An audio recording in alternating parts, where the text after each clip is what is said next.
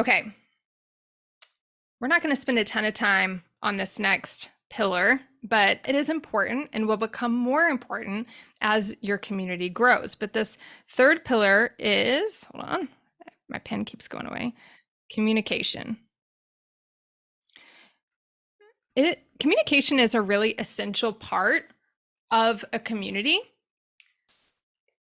And here's what I find is that the majority of us spend 100% of our time focused on outgoing communication.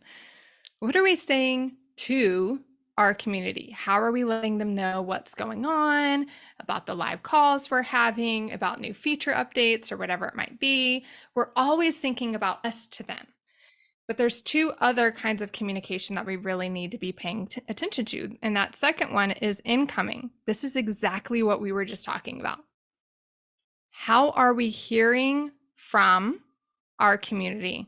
How are we regularly asking them for their feedback and getting their insight? This, I tell you what, I've worked with marketers that have 8-figure businesses.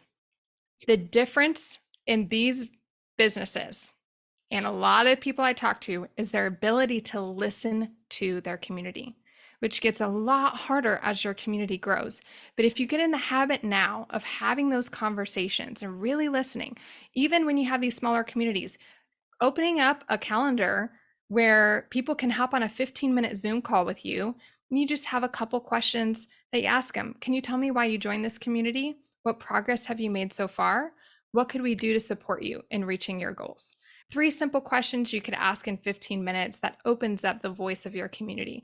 This piece is really important. You want to be thinking about, how am I hearing on a regular weekly basis from somebody inside of my community?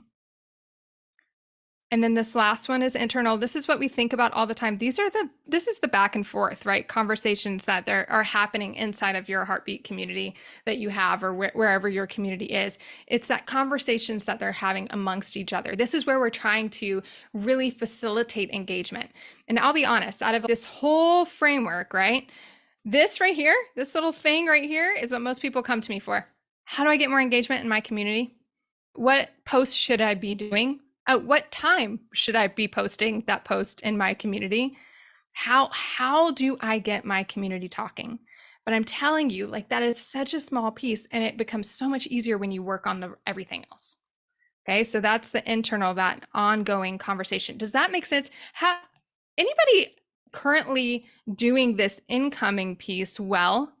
Who here is surveying their community, hopping on calls with their community, asking to chat with their community? Who here could tell us what you're doing there? Anybody? I know somebody's got to be doing that.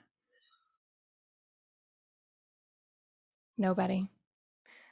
Okay. Okay, I love it. So Bree did a video a couple months ago. Do you remember that, Martiza? It was on the values reset.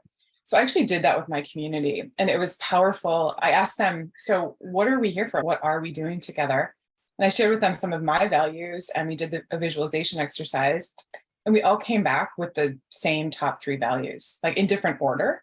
And then we just reoriented according to our priority and set our values accordingly. Courtney, I love that. Okay, so be a little bit more specific. So those here that want to implement this strategy can. How did you get their attention to get them on a call like this? What did you do? Was it just a Zoom call like this and you gave them reason for the call?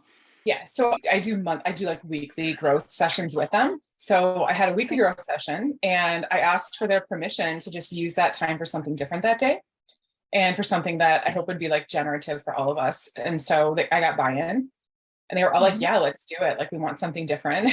And it was spring. I kind of use that excuse, like, hey, it's the turning of a year. Let's do something different. And once I got them in, we just did the exercise, and then they gave feedback about it. And they're like, we want to do more of this. So I'm now committed. And then I did another thing last week where I said, okay, so this is like what we're doing with our calls. Are we happy with this? Do we want to do something differently? And just had an open conversation. I spent about 10 minutes. Honestly, I think I'm spending about 5 to 10 minutes each session at the end, checking in on something having to do with the community when we're live together. And so far, I haven't gotten any feedback that it's terrible or uncomfortable. Yeah. That's great. I love it. That's a perfect example. It doesn't have to be really complicated, right? One of the things that you can do that I do with a lot of my clients is I think it's about 21 days in. So, about 21 days in. So, before, especially if you have a paid community, before that next payment hits, there's a little email that goes out that just says, "Hey, real quick, just wanted to check in. How's it going? How can I help?" Just super simple check in that we can hear from people or know who we're not hearing from so that we can reach out to them in another way.